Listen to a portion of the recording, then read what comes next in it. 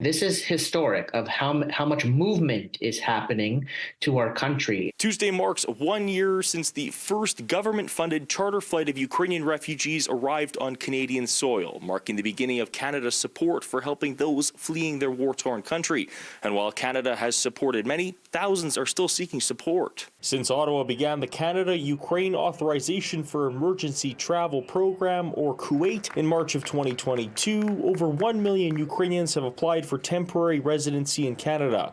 More than 687,000 of those applications have been approved, with around 170,000 Ukrainians arriving in the country. It's been a very complicated year trying to figure out how to help Ukrainians that were fleeing Ukraine. Back in March, Ottawa extended the CUAT program to July 15th after it was set to expire on March 31st. Ihor Mikhalchishin with the Ukrainian Canadian Congress says it's important that the federal government continues providing supports for those fleeing Russia's war in Ukraine. The more people adjust to life in Canada, the harder it will be to sort of go back. And as we know, looking at the images, I mean, some people will not be able to go back home to their village or their town or their city because things have been destroyed, and life there is not going to be normal or easy. Manitoba has welcomed around 22,000 people from Ukraine, equating to around 14% of those arriving in the country.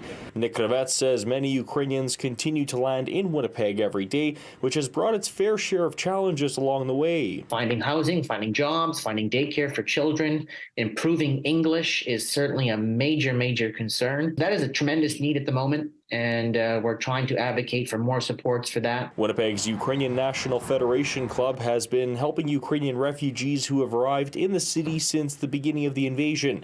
Joanne Lewandowski says they will continue providing supports for as long as possible. We have done quite a bit of work, and we've done it all with volunteers.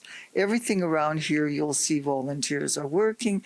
They're welcoming people. They're giving them food. They're helping them with whatever needs they are. Kravet says none of this would be possible if it weren't for the continuous supports of both provincial and federal governments. Manitoba is still that beacon, and they're still leading the country in supporting Ukrainians, for which I personally am very grateful for, and I know our community as well is very thankful. In Winnipeg, Alex Karpa, City News.